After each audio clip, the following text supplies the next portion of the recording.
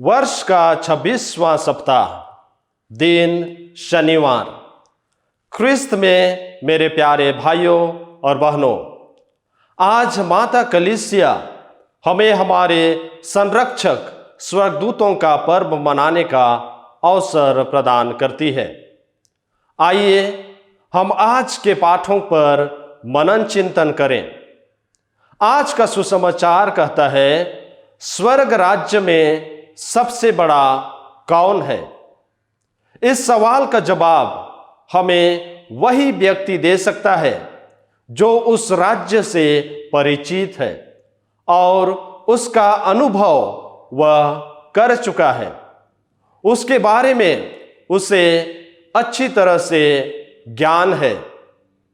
हमारा मानवीय स्वभाव ऐसा है कि हम सबके सब बड़ा बनने की इच्छा रखते हैं। छोटे बालक से लेकर बुजुर्ग तक सब बड़ा बनना चाहता है। बड़ा बनने के लिए कुछ लोग किसी भी हद तक जा सकते हैं, चाहे उसे दूसरे से छल कपट करना ही क्यों ना पड़े।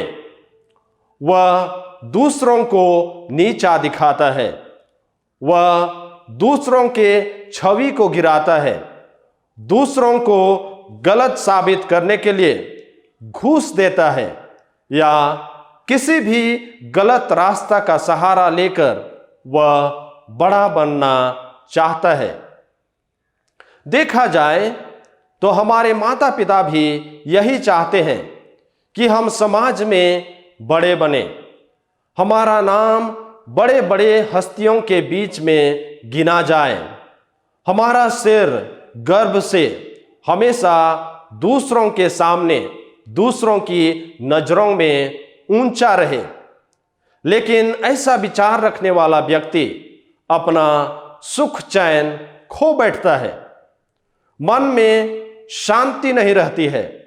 वह हमेशा यही सोच में रहता है कि वह सबसे बड़ा कैसे बन सकता है, और जब उसकी इच्छा पूरी नहीं होती है तो वह हताश और निराश हो जाता है। वह अपने आप को छोटा महसूस करने लगता है और दूसरों से घृणा करता है। लेकिन प्रभु आज हम सबों से कहते हैं, तुम पूर्ण बनो जैसे तुम्हारा स्वर्गिक पिता पूर्ण है। प्रभु ईश्वर भी यही चाहते हैं कि हम एक बड़ा व्यक्ति बने, उसके समान बने, क्योंकि हमारी सृष्टि भी उसने अपने समान किया है, हमें अपना प्रतिरूप बनाया है और वह भी चाहता है कि हम उसके जैसा बने, हम ईश्वर के जैसे पूर्ण बने।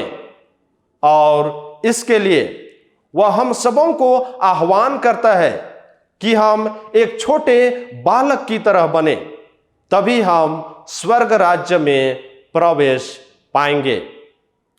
यहां छोटे बनने का मतलब क्या है? इसका मतलब है कि हम नम्र बने, घमंड, ईर्ष्या और इन सभी विकृतियों से दूर रहें और अपने निर्भरता ईश्वर पर सदा बनाए रखें।